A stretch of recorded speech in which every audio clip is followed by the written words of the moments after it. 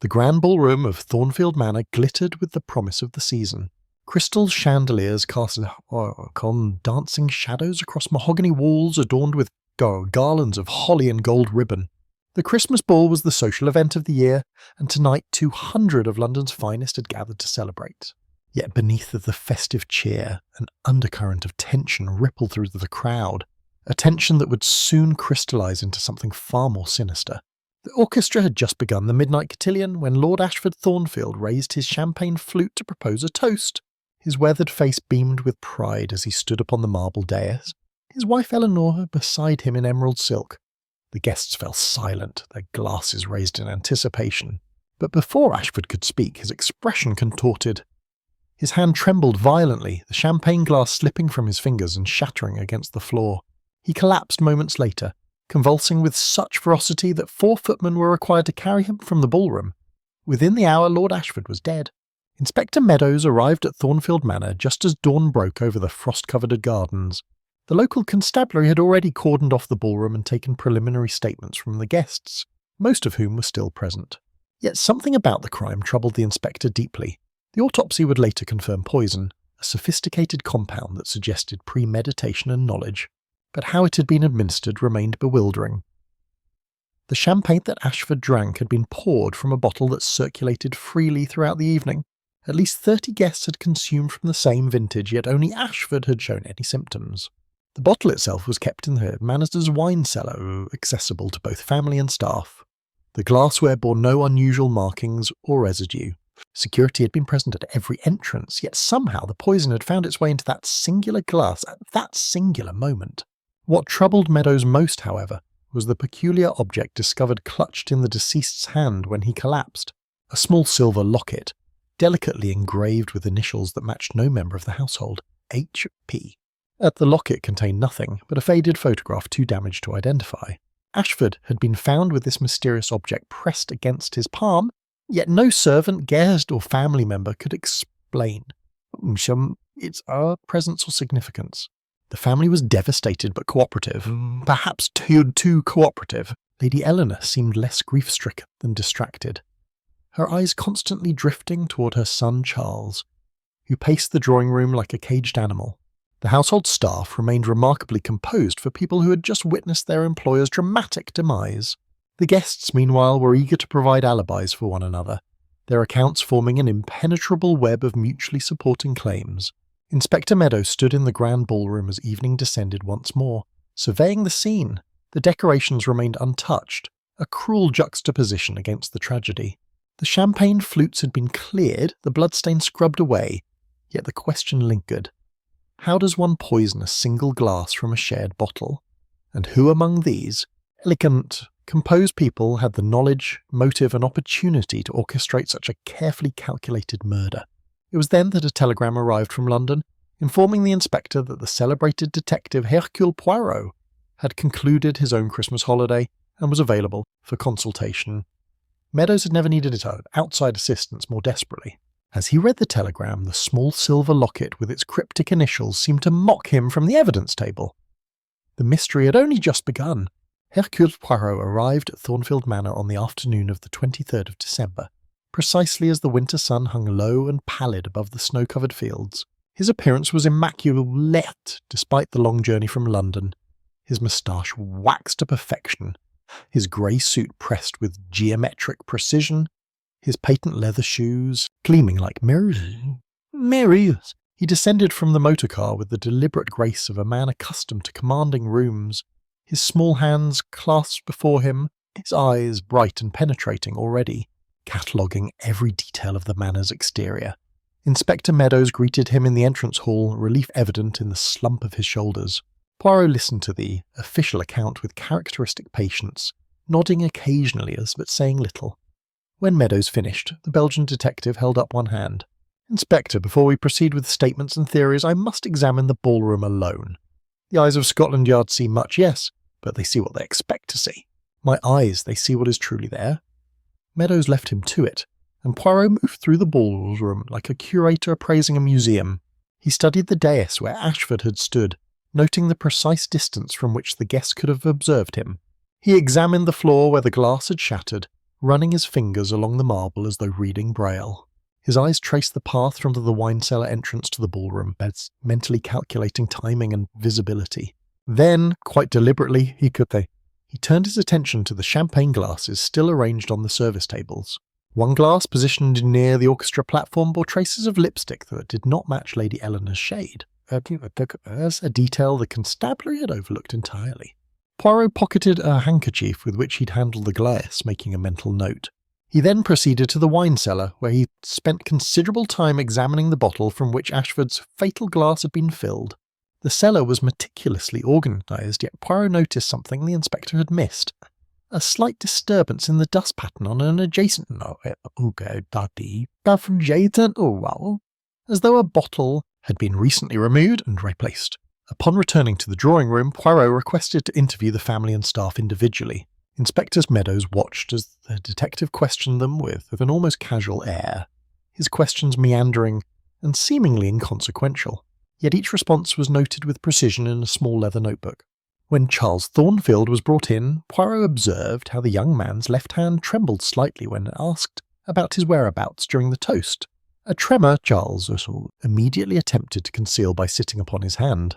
More intriguingly, when Poirot asked about the locket, Charles's pupils dilated almost imperceptibly before he claimed complete ignorance. The household's head butler, Mr. Graves, proved equally revealing. His composure remained intact throughout the interview, yet when Poirot casually mentioned the lipstick-stained glass, Graves's jaw tightened almost imperceptibly. The detective noticed the butler's eyes flicker toward Lady Eleanor, who sat pale and distant in the adjacent room. As evening descended, and Poirot withdrew to his assigned chambers, he reflected upon what he had observed. The crime appeared straightforward on its surface, poison in a glass, administered at a crowded 11, yet the details contradicted one another like notes in a discordant symphony. The locket suggested a personal connection, perhaps even blackmail. The lipstick-stained glass indicated a second party, and the disturbance in the wine cellar suggested the poison had not been added to the bottle itself, but to the glass after it had been poured. Inspector Meadows knocked softly upon Poirot's door, seeking guidance. The detective looked up from the silver locket, which he held delicately between his fingers, his grey eyes suddenly sharp as flint.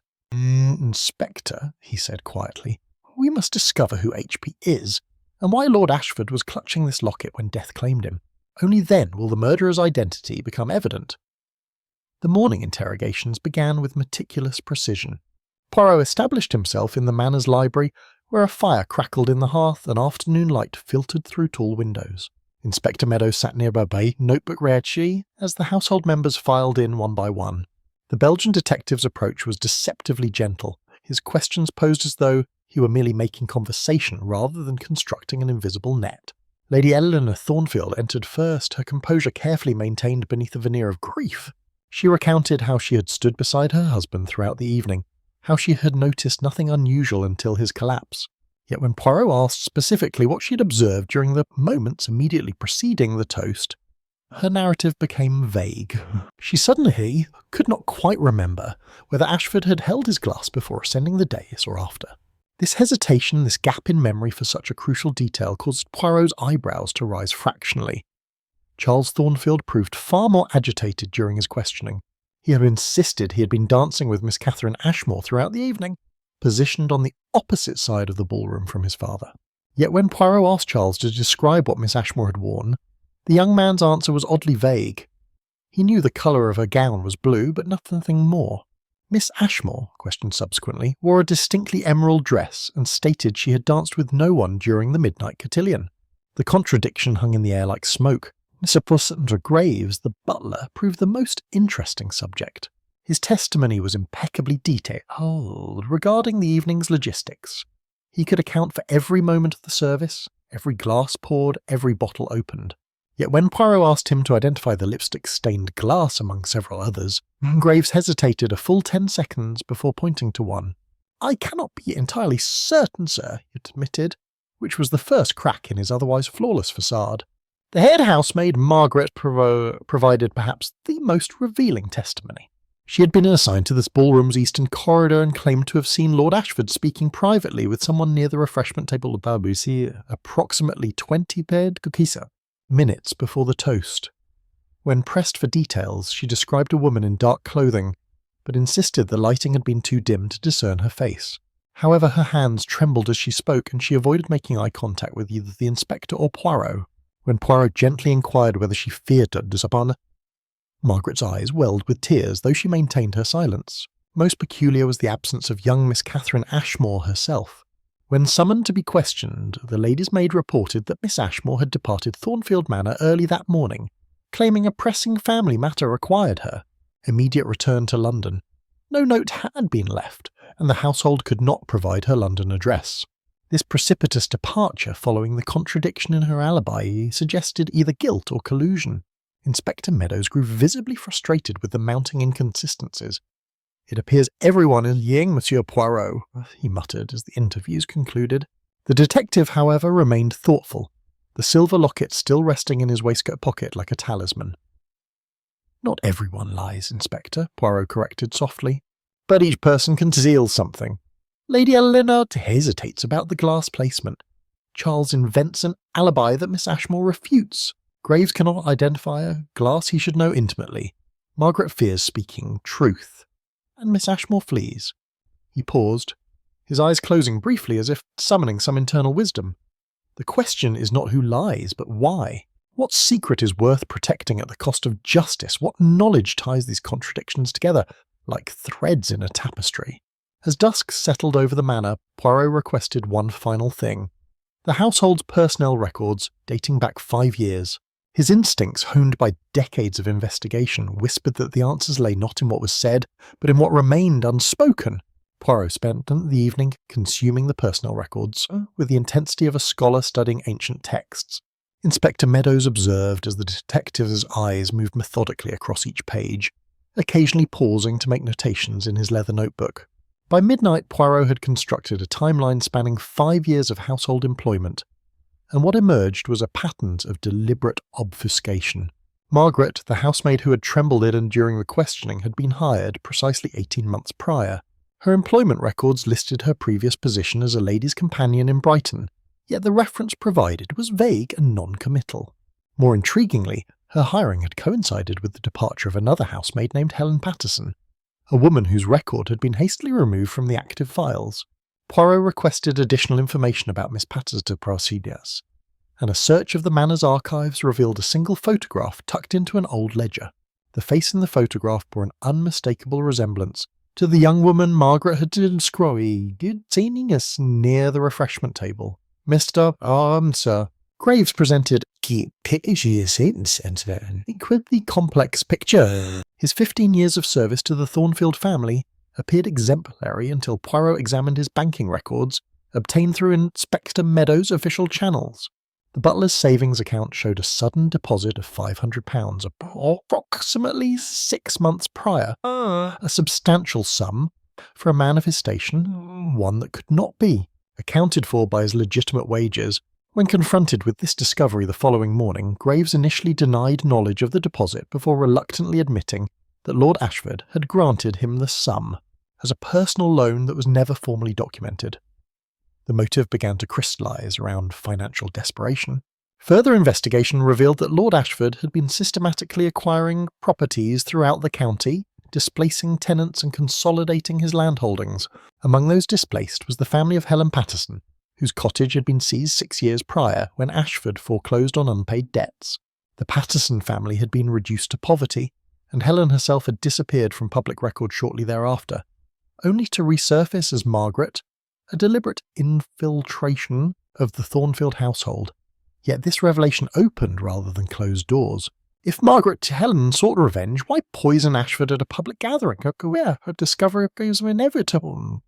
And what connected Charles's invented alibi to this household drama? Inspector Meadows voiced his growing confusion, but Poirot remained patient, constructing connections like a chess grandmaster anticipating moves yet to come. The examination of Miss Catherine Ashmore's background proved equally illuminating. Her father, the influential Lord Robert Ashmore, had been Ashford's business partner in numerous ventures that had consistently enriched Ashford while leaving the Ashmore family facing mounting financial losses. Catherine herself had been engaged to Charles Thornfield, yet the engagement had been mysteriously dissolved 3 months prior, without public explanation. A discreet inquiry with Catherine's London residence revealed she had recently hired a private investigator to examine Lord Ashford's financial dealings, suggesting she possessed knowledge of fraud or embezzlement. Lady Eleanor meanwhile harboured her own secrets. Poirot discovered through careful questioning that she had maintained correspondence with an individual known only as H.P., a correspondence that had begun precisely when Helen Patterson was dismissed from service. The letters, which Poirot persuaded the reluctant lady to produce, revealed not blackmail but something far more human, a guilty conscience. Eleanor had attempted to assist the displaced Patterson family, fearing her husband's cruelty would ultimately precipitate tragedy. By the evening of the 24th, Poirot possessed motives aplenty. Helen's revenge, Charles's desperation to escape his father's tyranny, Catherine's righteous fury over financial exploitation, Eleanor's anguish and Graves's complicity through blackmail. Yet one crucial element remained obscured, the actual mechanism of murder. How had the poison reached that singular glass? And which of these wounded souls possessed both the knowledge and the will to execute such a precise, calculated act? Inspector Meadows arrived at the library on Christmas morning with visible excitement, a telegram clutched in his trembling hand. The laboratory analysis had returned with startling results. The poison identified in Lord Ashford's body was strychnine, and traces of the same compound had been discovered in a small vial hidden within Margaret's quarters behind a loose floorboard. Combined with her false identity and her connection to the displaced Patterson family, the evidence appeared conclusive. "We have our murderer," Meadows declared triumphantly, his voice resonating with the satisfaction of a case rapidly approaching closure. He ordered Margaret's immediate arrest. And within the hour the housemaid, or Helen Patterson, as her true name was revealed at Bogue, sat in the manor's drawing-room beneath the watchful eyes of 2 constables. She made no attempt to flee, no dramatic protestations of innocence. Her resignation was absolute, as though she had always known this moment would arrive. Yet as the constables led her away and Meadows began drafting the official report, Poirot remained seated by the fire, the silver locket still rotating slowly between his delicate fingers. Inspector Meadows noticed the Belgian detective's peculiar stillness, the absence of his customary satisfaction at seeing justice served. "Surely you agree, Monsieur Poirot? The evidence is overwhelming."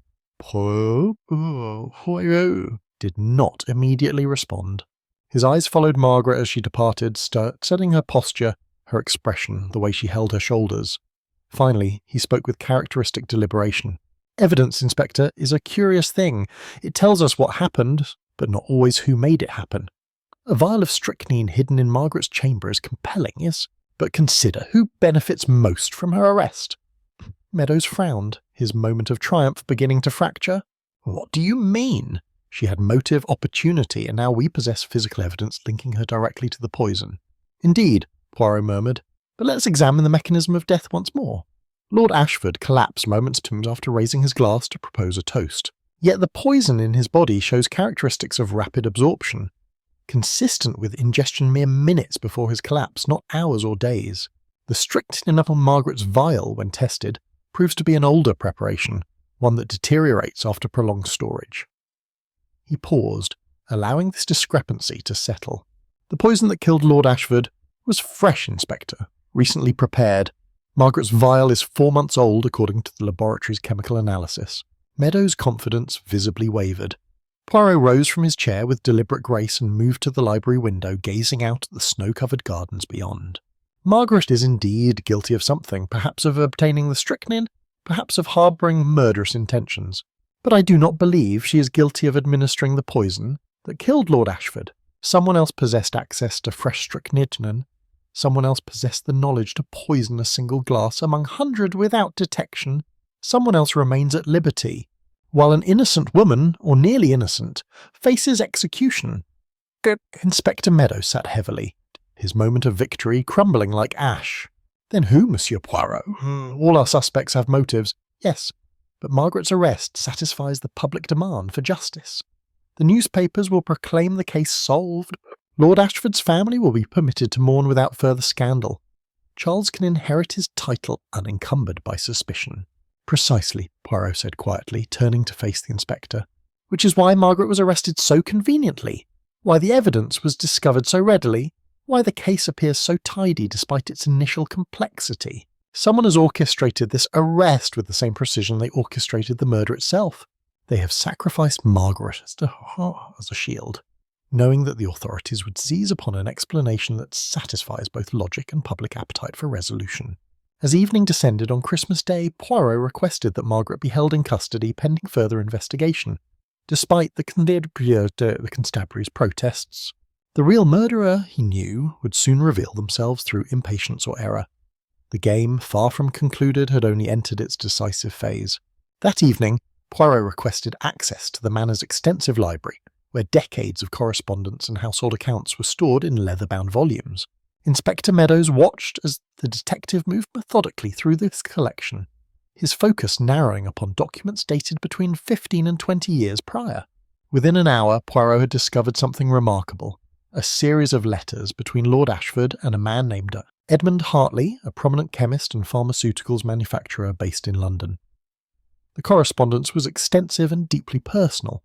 It revealed that Ashford and Hartley had been partners in an experimental venture involving the development of new chemical compounds for agricultural use. More significantly, the letters documented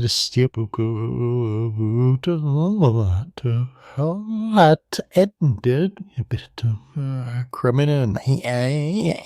Ashford had stolen Hartley's research regarding strychnine derivatives and patented the formula under his own name, securing a lucrative contract with the government. Hartley had attempted legal recourse, but Ashford's influence had proven insurmountable. The doctor's career had been systematically destroyed, his reputation obliterated, his financial security eviscerated. Dr. Hartley, Poirot murmured to Inspector Meadows, is a man who possessed both the knowledge to create fresh strychnine and the motive to harbour profound resentment. Yet he does not appear among our suspects because he exists nowhere in the official narrative of this crime.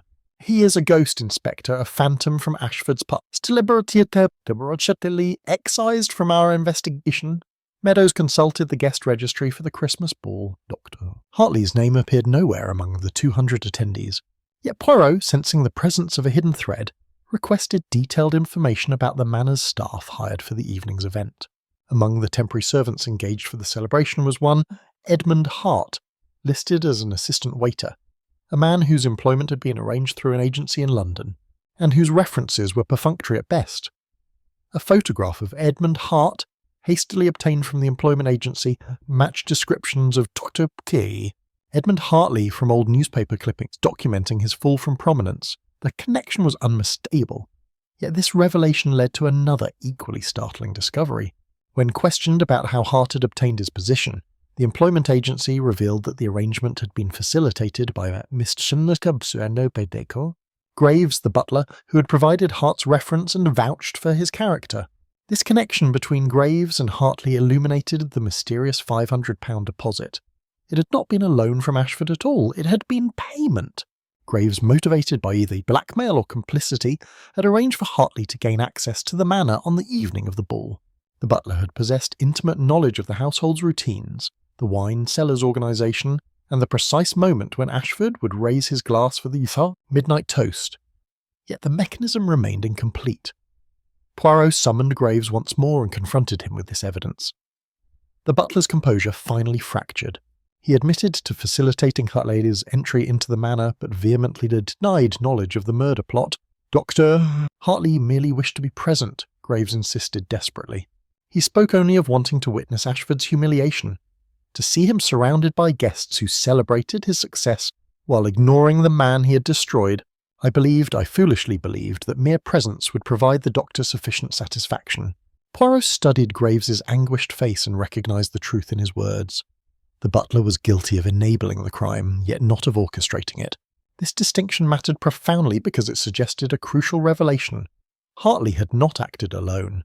Someone within the household, someone with intimate knowledge of both the past and the present circumstances, had transformed Hartley's desire for presence into an opportunity for murder. As Poirot returned to the library, he retrieved the silver locket once more. The initials HP suddenly acquired new meaning. Helen Patterson and Hartley, two victims bound by a singular tragic connection to Lord Ashford. The question now became not who killed Ashford, but whether Margaret had discovered something about Hartley's presence and attempted to exploit it. or whether she had been deliberately positioned as a scapegoat by someone far more cunning and dangerous. Poirot's approach to the next phase of investigation was characteristically unconventional. Rather than pursuing Hartley through conventional means, he arranged for a small gathering in the Manor's drawing room on the afternoon of the 26th.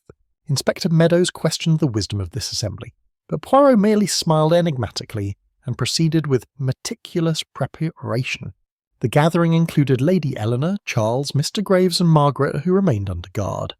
Poirot also insisted upon the presence of the household cook, Mrs. Pemberton, and the wine steward, Mr. Finch, individuals who had thus far remained peripheral to the investigation.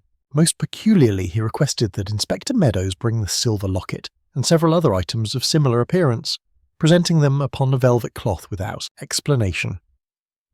Once assembled, Poirot announced that he had devised a method to identify the true murderer through psychological observation rather than forensic evidence. He produced a sealed envelope and declared that it contained the name of Ashford's killer, written in his own hand prior to this gathering. Before I reveal this name, Poirot announced, I wish to conduct a small experiment. I shall describe the moment of Lord Ashford's death in precise detail, and I ask each of you to listen carefully. Your reactions will illuminate truths that words alone cannot convey. Poirot began his narration with deliberate slowness, describing how Ashford had positioned himself upon the dais, how he had raised the champagne glass, how his expression had transformed from joy to agony. As he spoke, he observed each face with unwavering intensity. When he reached the moment of collapse, he paused and stated a deliberate falsehood. And as Lord Ashford fell, he pressed into his palm not a locket, but a piece of paper, a confession written in his own hand, identifying his murderer by name. The reaction was immediate and revealing.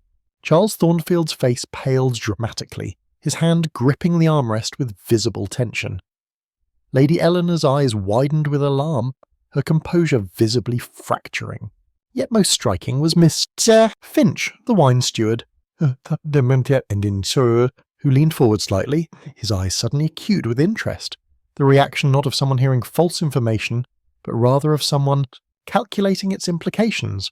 Poirot then produced the silver locket and passed it to each person individually, observing their handling of the object with meticulous attention. When Margaret received it, she wept quietly, but showed no recognition of its significance. When Charles held it, his hands trembled so violently he nearly dropped it, but when Mr. Finch accepted the locket, he paused, his fingers tracing the engraved initials with an intimacy that suggested recognition rather than curiosity. Monsieur Finch, Poirot observed softly, you recognise this locket, yes? You know precisely what the initials signify and why Lord Ashford possessed it at the moment of her death. The wine steward's composure crumbled entirely. His face aged visibly as he relinquished the locket with trembling fingers. I had nothing to do with the murder, he stammered desperately. I knew about it beforehand. Dr. Hartley confided in me because my sister was displaced by Lord Ashford years ago. He sought my assistance in arranging the evening's logistics, nothing more. I swear upon my honour I did not administer the poison. The confession hung in the air like a confession of conspiracy rather than murder. Inspector Meadows moved to restrain Finch, yet Poirot raised a hand, his expression thoughtful. What to us? Mr. Finch is telling the truth regarding his role, Inspector. He is guilty of complicity, yes, but not of murder. Yet his testimony reveals something crucial, Dr. Hartley had a confederate within the household, someone who possessed detailed knowledge of the evening's preparations and the Manor's internal arrangements. Poirot then turned toward Lady Eleanor, whose pale face had become even more ashen. Your ladyship, he said gently, the locket contains a photograph, does it not? A photograph of someone you knew intimately, someone you attempted to protect through your correspondence with Helen Patterson. I believe that photograph shows Dr. Edmund Hartley, but as he appeared 20 years ago, before Lord Ashford destroyed him, and I believe you recognised him immediately when he entered this manor disguised as an assistant waiter, because you had loved him once, before marriage, and duty transformed your life into something else entirely. Lady Eleanor's silence confirmed Poirot's deduction more eloquently than any confession could have. Her hands twisted together in her lap as tears streamed violently down her face. Inspector Meadows moved to question her further, but at that precise moment a constable burst through the drawing-room doors with urgent news. Dr. Edmund Hartley had been located attempting to board a ship bound for the continent at Southampton. More critically, when apprehended, he possessed no strychnine, no instruments of poisoning, nothing that would directly implicate him in Lord Ashford's death. Yet before Poirot could process this development, another constable arrived bearing more troubling tidings. The strychnine vial discovered in Margaret's quarters had disappeared. During the evening transfer of evidence between the local constabulary and Scotland Yard, the sealed container had vanished from a locked evidence box. The constable responsible for its custody had been momentarily distracted, a matter of mere minutes, yet in that brief window someone had accessed the locked compartment and removed the vial entirely. Inspector Meadows erupted in frustrated fury. "This is outrageous! We have lost the physical evidence that connects anyone to the poison. Without that vial, our entire case becomes circumstantial. Hartley's solicitors will have him released within hours, and we shall be left holding nothing but accusations and theories." Poirot's expression remained remarkably serene despite this catastrophic development. He rose from his chair and moved to the window, his small hands clasped thoughtfully before him. "The theft of evidence, Inspector, is itself evidence. It reveals the existence of someone who possesses both the resources and the desperation to manipulate the investigation's trajectory. This person understood that the vial was crucial to our case, not because it proved guilt, but because its absence would create precisely this confusion." A third interruption came moments later, when a messenger delivered a note, hastily scrawled and bearing no signature. Poirot opened it and read the contents with deepening comprehension. The message contained a single sentence. "The truth will destroy everything. Some secrets are worth any price to keep buried." Charles Thornfield suddenly rose from his chair, his youthful face contorted with desperation. I cannot remain silent any longer," he declared, his voice cracking with emotion. "I must tell you what truly transpired that evening, regardless of the consequences.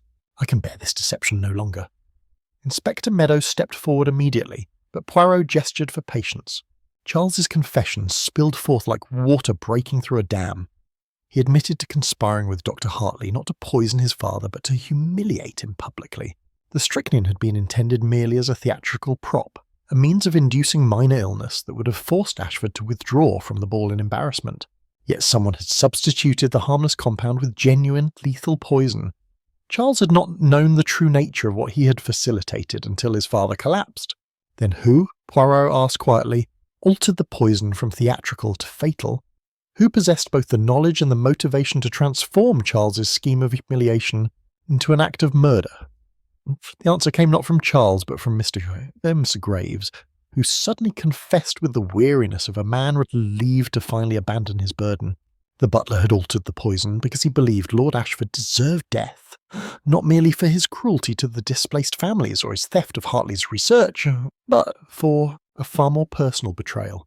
Years ago, Ashford had seduced Graves's own daughter, a young housemaid, and subsequently dismissed her from service when her pregnancy became apparent.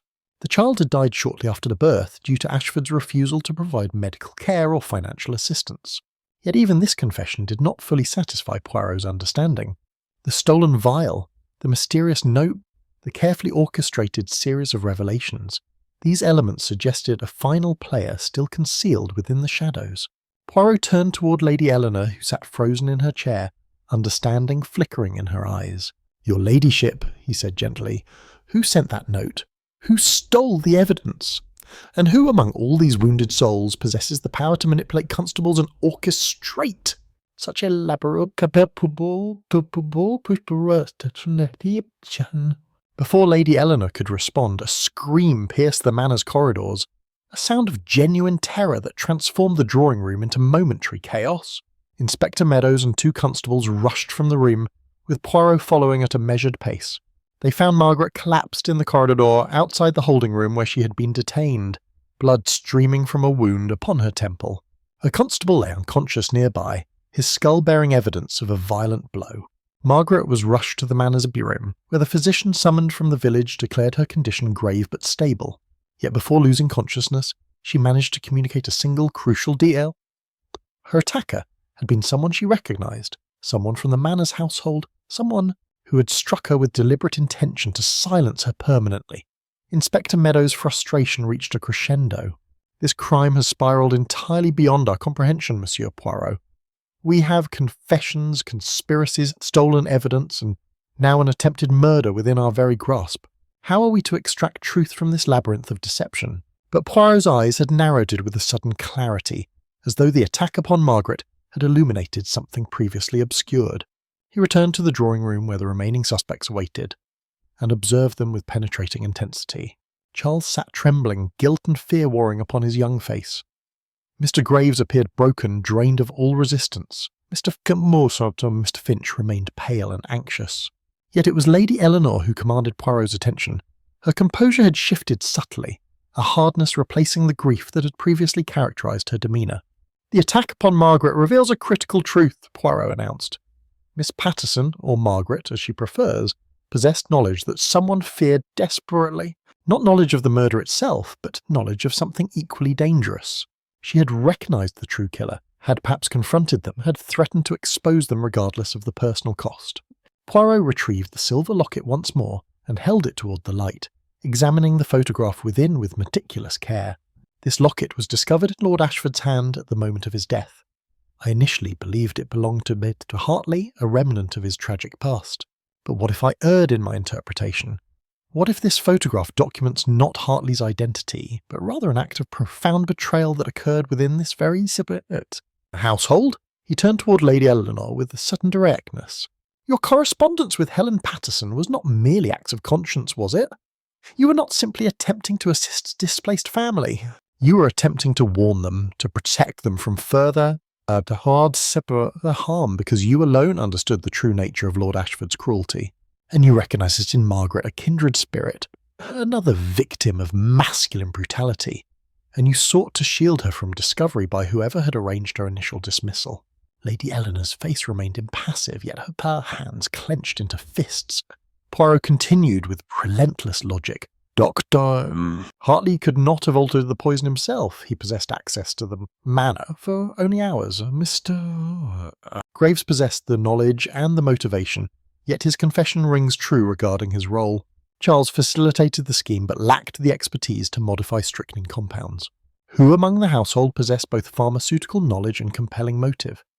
Who understood that Margaret's presence in the manor represented a threat to their carefully constructed deception? At that precise moment, a messenger arrived bearing urgent news. Dr. Edmund Hartley had attempted suicide while in custody, ingesting a poison identical in composition to that which had killed Lord Ashford. He remained alive, but barely conscious, his condition rapidly deteriorating. Before losing coherence, Hartley had uttered a single phrase repeatedly. "She told me to do it. She said justice required his death." Inspector Meadows looked between Poirot and Lady Eleanor with dawning horror. Yet Poirot shook his head with characteristic precision. "No, Inspector, the she to whom Hartley referred is not Lady Eleanor, though her ladyship bears considerable responsibility for the tragedy that has unfolded. The true architect of this crime, the individual who orchestrated Hartley's desperation and manipulated Graves's anguish and exploited Charles's youthful rebellion, this button remains concealed, protected by layers of loyalty and fear." A commotion erupted from the servants' quarters below. One of the housemaids was discovered attempting to flee the manor, a bag of belongings clutched desperately to her chest. When apprehended and brought before Poirot, the girl's identity became clear. She was Catherine Ashmore, dressed in servant's clothing, having never actually departed for London at all. She had remained hidden within the manor's depths, orchestrating events from the shadows with meticulous calculation. Catherine Ashmore's apprehension transformed the investigation's trajectory entirely. Inspector Meadows moved to arrest her immediately, but Poirot raised a restraining hand, his eyes gleaming with the intensity of recognition. "Before we proceed with found accusations, Inspector, we must understand the pattern that has governed this entire affair. Miss Ashmore's presence concealed within the manor is not a random flight, but rather the culmination of a design that has been unfolding since long before Lord Ashford's death." Poirot gestured for Catherine to be seated, treating her with the courtesy of a guest rather than a prisoner. "You were not merely engaged to Charles Thornfield, were you?" That engagement was a deliberate infiltration, a means of establishing legitimate access to this household, while you gathered evidence of your father's financial ruin. The private investigator you hired was not pursuing Lord Ashford's crimes. You were conducting that investigation yourself, systematically documenting his fraudulent dealings. Catherine's supplements confirmed this observation. Poirot continued, his voice taking on a tone of profound understanding. Your father, Lord Robert Ashmore, did not simply lose his fortune through poor business judgment. Lord Ashford deliberately orchestrated his financial destruction, just as he had destroyed de Hartley's career and countless others before them. This was not random cruelty. It was a calculated pattern of predatory behaviour, a systematic exploitation of those whose talents or resources he desired. The detective retrieved several documents from the library, spreading them before the assembled group. I have examined Lord Ashford's correspondence spanning 20 years. The pattern is unmistakable. He would identify promising individuals, talented chemists like Hartley, ambitious businessmen like your father, establish relationships based on false friendship, extract their innovations or capital, and then discard them when their utility expired. He was not merely a murderer of Lord Ashford's death. He was a murderer of spirits, a destroyer of lives conducted with the precision of an industrial process. Inspector Meadows studied the documents with growing comprehension. You are suggesting that multiple individuals harboured legitimate grievances against Lord Ashford? That this crime represents not a singular murder, but rather a collective reckoning? Precisely, Poirot affirmed. Catherine orchestrated the entire affair with remarkable cunning. She discovered that Charles possessed resentment toward his father, resentment rooted in Ashford's tyrannical control and his deliberate humiliation of his own son. She cultivated this resentment, presented Dr. Hartley as an opportunity for justice, and encouraged Charles to facilitate Hartley's entry into the manor under the guise of theatrical humiliation. Yet all along she possessed knowledge that Charles did not possess. He turned toward Catherine with measured intensity. You knew that Margaret Helen Patterson remained within this household. You had researched her background thoroughly and recognised in her a potential confederate. When she discovered de Hartley's presence, you did not panic. Instead, you encouraged her martyrdom, promising her that justice would be served regardless. You knew that Mr. Graves harboured his own profound grievance against Lord Ashford. You weaponised every wounded soul within this manor's walls, orchestrating a symphony of revenge conducted by hands belonging to others. The crucial pattern that had remained obscured now crystallised with stunning clarity. The lipstick-stained glass that Margaret had noted, that belonged to Catherine herself, who had positioned herself near the refreshment table to observe the precise moment when the poison would be administered. The stolen vial of strychnine had been removed by Catherine's accomplice among the constabulary, a man paid handsomely to manipulate evidence and create confusion. The note suggesting that some secrets merited protection that had come from Catherine, written to maintain pressure upon the household while she orchestrated her own escape. You did not merely murder Lord Ashford, Poirot said quietly. You constructed a mechanism by which he would be murdered by the collective hands of those he had victimised. Dr. Hartley administered the poison, believing he acted for justice. Mr. Graves had provided the opportunity through his own complicity. Charles had enabled the access. Margaret had had to witness and remained silent. And Lady Eleanor, dear, tormented Lady Eleanor, had known the truth from the beginning and chosen her loyalty to her husband's victim over her vows to her husband's murderers. Catherine's composure finally fractured, tears streaming down her face as she whispered her confession. He destroyed my father. He destroyed countless others. Someone had to stop him. Catherine's confession unwound like thread pulled from a carefully constructed tapestry, revealing a psychological landscape far more complex than mere filial revenge. Inspector Meadows listened with growing astonishment as the young woman articulated the true nature of her motivation, a motive that transcended personal vendetta and encompassed something far darker and more philosophically troubling. It was not simply my father's ruin, Catherine began. Her voice hollow and distant. Though that was catalyst enough. When father lost everything, he did not rage or scheme for recompense. He simply ceased. He ceased to smile, to engage with life, to believe in anything beyond his own failure. He became a shadow of the man he had been, and my mother watched this diminishment with a despair that ultimately claimed her life. She died believing herself complicit in his destruction, believing that some flaw within her character had contributed to his vulnerability. Poirot observed Catherine with the intensity of a physician diagnosing illness rather than a detective investigating crime. She continued, her words gaining momentum like a confession long suppressed. But what truly transformed my resolve was discovering the pattern. Lord Ashford was not content with isolated triumphs. He collected victims. He maintained meticulous records. I found them hidden within his study, cataloguing each person he had destroyed, noting the precise moment of their financial collapse, their psychological breakdown, their ultimate ruin. It was not business to him. It was art. It was a perverse form of creative expression, and he revelled in his mastery. She turned toward Poirot with sudden intensity. "Do you understand what this means, Monsieur Poirot? He was not a man driven by greed or in any conventional sense. He was a predator who had systematized predation itself. He had transformed human suffering into an aesthetic experience, cataloguing it, preserving it, deriving satisfaction from the knowledge that he possessed the power to reduce others to nothing. He was beyond justice, beyond the reach of law or consequence. He believed himself untouchable because he had successfully evaded accountability for 2 decades. Inspector Meadows shifted uncomfortably. "You are suggesting that Lord Ashford was fundamentally insane, that his pathology justified his murder?" "No, except..." Catherine replied with crystalline clarity.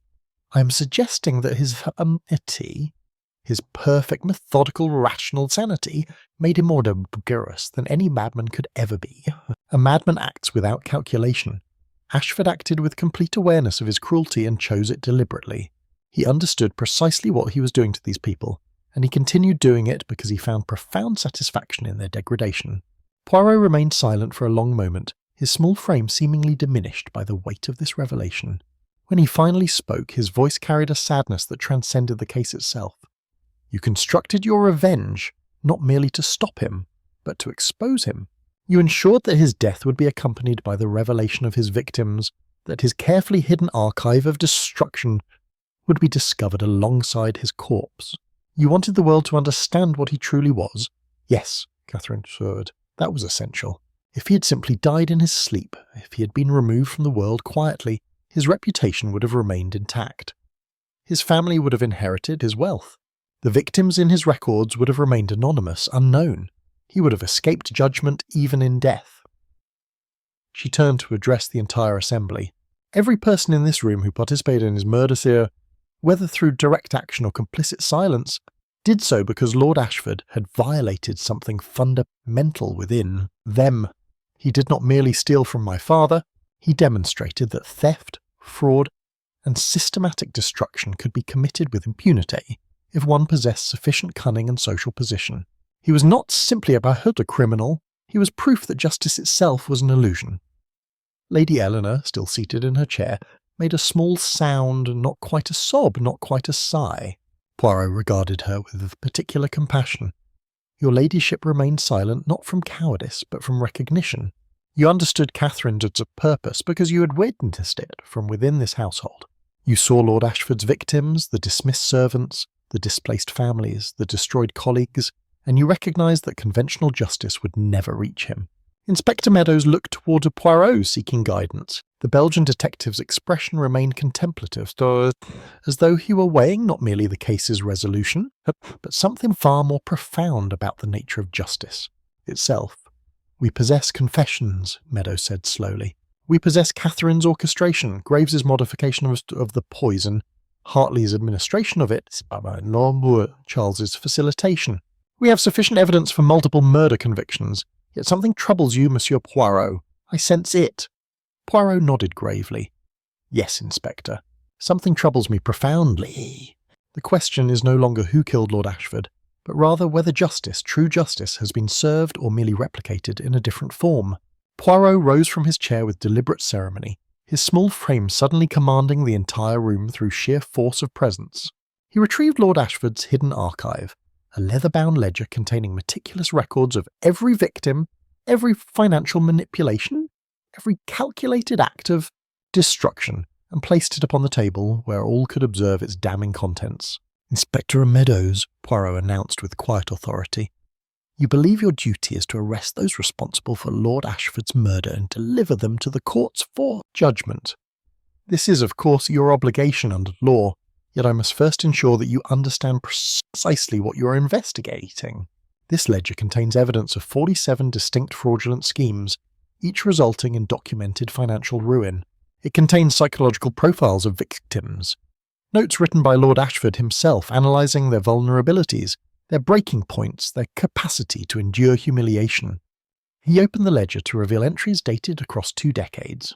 Here is Lord Robert Ashmore's file, detailing the systematic extraction of his business assets and the observation that the subject has become sufficiently diminished that further pressure would be redundant. Here is Dr. Hartley's assessment.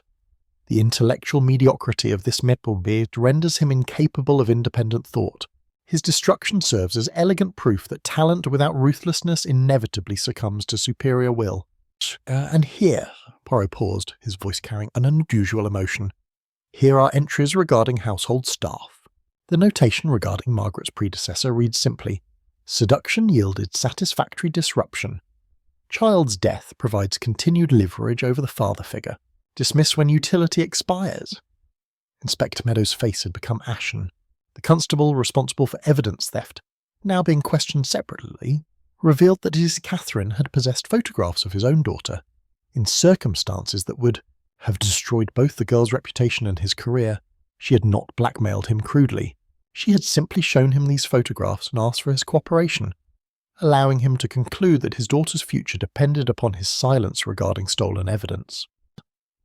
Poirot turned toward Catherine with an expression of profound sadness. You have replicated his methodology with the precision of Miss Ashmore. You identified vulnerabilities, extracted cooperation through leverage, both subtle and explicit, manipulated multiple actors toward a singular objective. You differed from Lord Ashford only in your ultimate goal. He sought to destroy, you sought to expose, yet the mechanisms of your operation were fundamentally identical. Catherine's composure cracked entirely. She rose from her chair with sudden violence, her voice rising to a near scream. What alternative existed? The law would not touch him. His wealth and position protected him completely. He would have continued his predation indefinitely, creating new victims, accumulating new suffering. Someone had to act. Yes, Poirot agreed quietly. Someone had to act. But the question becomes, at what cost? You have created victims of your own. The constable's daughter now lives under threat of exposure. Dr. Hartley lies dying from poison administered under your psychological coercion. Charles Thornfield will face a trial for conspiracy to murder. Margaret, innocent Margaret, bore the weight of suspicion while you orchestrated events from concealment. You have replicated the very cycle of predation you sought to break. Inspector Meadows moved to apprehend Catherine, but Poirot raised a hand once more. Before you proceed, Inspector, I must pose a question that transcends this particular case. Lord Ashford murdered through financial mechanism and psychological manipulation. Catherine murdered through orchestration and coercion. Both operated with meticulous calculation. Both selected their victims deliberately. The difference lies only in their motivation. Ashford's was purely acquisitive. Catherine's was ostensibly moral. Yet does motivation absolve the methodology? The room fell silent. Catherine sank back into her chair, her earlier defiance dissolving into despair. I cannot accept that distinction, she whispered. I cannot accept that seeking justice through unconventional means renders me morally equivalent to a man who destroyed lives for aesthetic satisfaction. Nor do I suggest such equivalence, Poirot replied. Yet I suggest that justice administered outside legal framework, however righteous its motivation, remains justice perverted. You have proven that the law is insufficient, demonstrated through action rather than argument. But in doing so, you have created a precedent that permits others to circumvent justice through their own certainty of righteousness. Inspector Meadows stepped forward, his duty clear despite the moral complexities that Poirot had articulated. Miss Catherine Ashmore, I am placing you under arrest for the conspiracy that's to commit murder, orchestration of poisoning, blackmail, and evidence tampering. You have the right to remain silent. As Catherine was led from the room, Poirot watched with an expression that transcended victory. The case was solved, but the question of true justice, whether it had been served or merely displaced, remained suspended in the manor's cold air like incense smoke, undispersed and eternal. As Catherine was being escorted from the drawing room, a messenger arrived bearing an urgent telegram from the hospital where Dr. Edmund Hartley remained under medical supervision. The message was brief but profoundly unsettling. Dr. Tsir Hartley had regained consciousness momentarily and had provided a statement to the attending physician. He had not, the message indicated, acted under Catherine's coercion alone. There was another individual, someone whose influence had proven equally, if not more, compelling. Inspector Meadows halted Catherine's departure and demanded immediate clarification. The telegram's contents were read aloud, and Poirot's expression shifted from resolution toward renewed scrutiny. According to Hartley's statement, a second party had approached him months prior, long before Catherine Ashmore had entered the narrative. This individual had possessed detailed knowledge of Lord Ashford's crimes, had provided documentation of Hartley's own victimization, and had systematically cultivated his desire for revenge. When Catherine had subsequently contacted Hartley, she had not discovered a man entirely innocent of murderous intent. She had discovered a man already primed for violence by another hand. Poirot's eyes narrowed with sudden comprehension. He turned toward the assembled group with renewed intensity. "Inspector, we must immediately examine who possessed access to Lord Ashford's hidden ledger prior to its discovery during our investigation." Catherine claimed she had researched her father's ruin independently, yet the specificity of her knowledge regarding other victims suggests she possessed information far more detailed than personal investigation could provide. A constable was dispatched to examine the manor's records, and within the hour, a startling discovery emerged. The ledger had been accessed, photographed, documented approximately 8 months prior. The individual responsible for this access had been someone with intimate knowledge of the manor's layout and unobstructed access to Lord Ashford's private study. Mr. Graves himself. Yet when confronted with this revelation, Graves's confession underwent significant modification. Yes, he had discovered the ledger. Yes, he had been moved by the documentation of his daughter's seduction and abandonment, but he had not acted upon this discovery alone.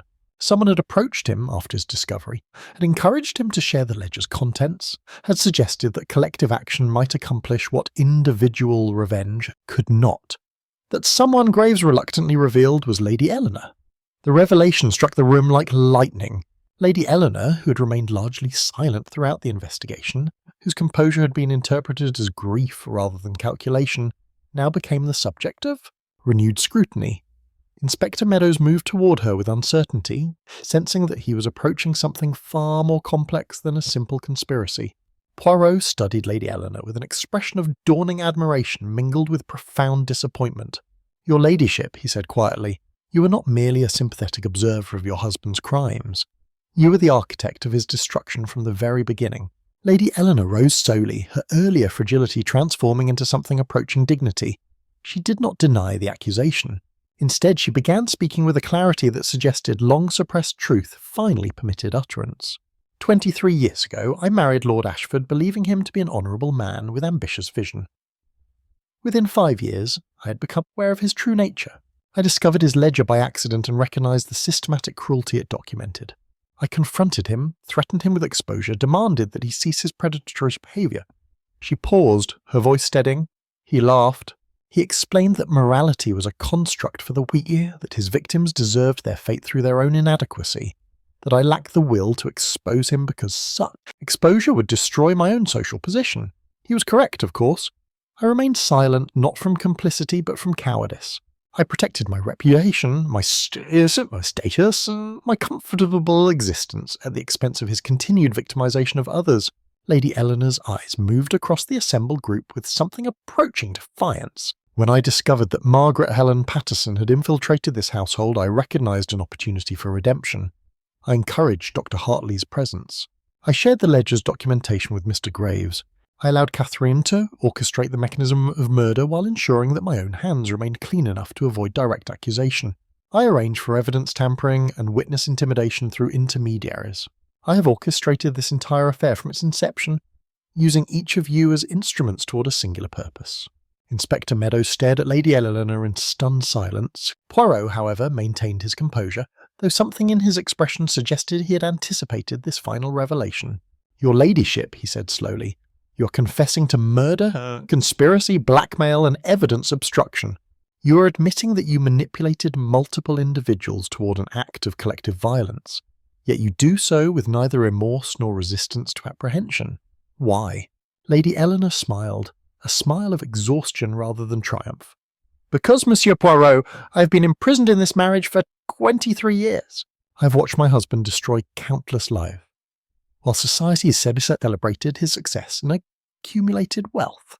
I have lived daily with the knowledge that I possessed the power to stop him, yet lacked the courage to act. When the opportunity finally presented itself, when circumstances aligned such that justice might be served through others' hands, I could not permit it to pass. Better to face the consequences of confession than to continue living as an accomplice to his systematic predation. As Lady Eleanor was led away by constables, Poirot reflected upon the singular truth that had emerged. The murder of Lord Ashford had not been orchestrated by a solitary villain, or even a simple conspiracy. It had been executed through the convergence of multiple wounded souls, each contributing their own grievance, their own motivation, their own calculated role. The real architect of his destruction had been neither Catherine's righteous fury, nor Graves's paternal vengeance, but rather the woman who had lived closest to his cruelty, his wife who had finally chosen justice over propriety. In the days following Lady Eleanor's confession, Poirot sat alone in Thornfield Manor's library, reviewing the accumulated evidence with the meticulous care of a scholar.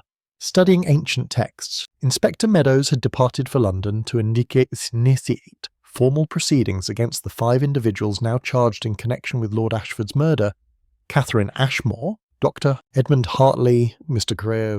Graves, Charles Thornfield, and Lady Eleanor herself. Yet Poirot remained at the manor, seemingly reluctant to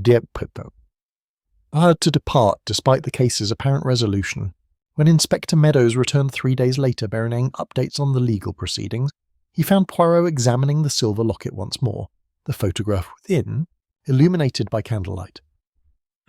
Ed! The detective greeted his colleague with characteristic courtesy before articulating an observation that would fundamentally alter the case's trajectory. Inspector, Poirot began quietly, I must confess that my satisfaction with our resolution is incomplete. The 5 individuals now facing trial have confessed to their respective roles in Lord Ashford's death. The mechanism of murder has been established. The motives have been articulated and documented, yet certain details remain inconsistent with the narrative we have constructed. Meadows sat heavily, his expression reflecting exhaustion rather than curiosity. Monsieur Poirot, we possess multiple confessions. The evidence is overwhelming. The courts will render judgment and justice, however imperfect, will be served. What further inconsistencies trouble you? The locket, Poirot replied, holding the object toward the light. This locket was discovered clutched in Lord Ashford's hand at the moment of his death, yet none of the 5 accused individuals claims ownership of it. Catherine denies it belonged to her. Lady Eleanor states she has never seen it previously. Doctor! Hartley, when questioned during his hospital interrogation, expressed confusion regarding its significance. Margaret, Helen Patterson, insists she has never possessed such an item, and Mr. Graves, despite comprehensive questioning, could not account for its presence. Inspector Meadows leaned forward, his earlier fatigue replaced by renewed concern. You are suggesting that a 6th party was involved in Lord Ashford's murder? Someone who has yet to be identified or apprehended? Not involved in the murder itself, Poirot corrected, but involved in its orchestration and concealment. Consider the evidence chain. The stock and vial of strychnine disappeared from a locked evidence box during a crucial transition period. The constable responsible claimed momentary distraction, yet he was positioned in a high-traffic corridor where such distraction would be readily apparent. Who possessed the authority to ensure his positioning at that specific location? Who possessed sufficient confidence in their own immunity from suspicion to orchestrate evidence tampering? Poirot rose and moved to the window, gazing out at the snow-covered gardens. The silver locket contains a photograph, yet none of the 5 accused individuals recognizes the subject. This suggests the photograph documents someone outside their immediate circle, someone nonetheless connected to Lord Ashford's death. The initials HP have been interpreted as belonging to Helen Patterson. Yet what if this interpretation was deliberately and, of course, encouraged through strategic placement of the locket in Ashford's grasp? Inspector Meadows' eyes widened as comprehension dawned. You are suggesting the locket was positioned deliberately to misdirect our investigation? That someone placed it in the victim's hand post-mortem? Precisely, Poirot affirmed.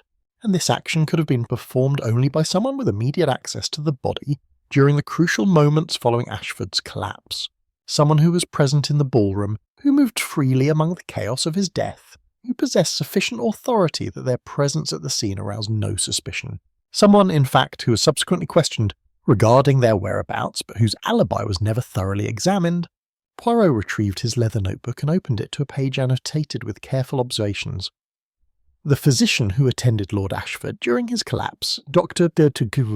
Adrian Blackwell, examined the body, pronounced him deceased, and subsequently supervised the removal of the corpse from the ballroom. He possessed both the opportunity and the medical knowledge to manipulate evidence. Yet his statement was accepted without rigorous verification because he represented medical authority, and authority is rarely scrutinised as thoroughly as it should be. Inspector Meadows rose abruptly. You are suggesting that Dr. Blackwell orchestrated the entire conspiracy? That he positioned the locket and arranged the evidence tampering? Not orchestrated, Poirot corrected, but participated in concealment. The question becomes, why would a respectable physician involve himself in such deception? The answer lies in examining his connection to Lord Ashford. A cursory to investigation reveals that Dr. Blackwell's brother was among those whose careers Ashford had systematically destroyed. A talented surgeon whose reputation had been deliberately undermined through innuendo and professional sabotage orchestrated by Ashford himself. The brother subsequently took his own life, and Dr. Blackwell has harboured this knowledge in silence for 7 years. Within 24 hours, Dr. Adrian Blackwell was apprehended attempting to depart England aboard a ship bound for America. His confession, when finally obtained, revealed that he had not participated in planning Lord Ashford's murder, but that upon recognising the symptoms of poisoning he had understood immediately.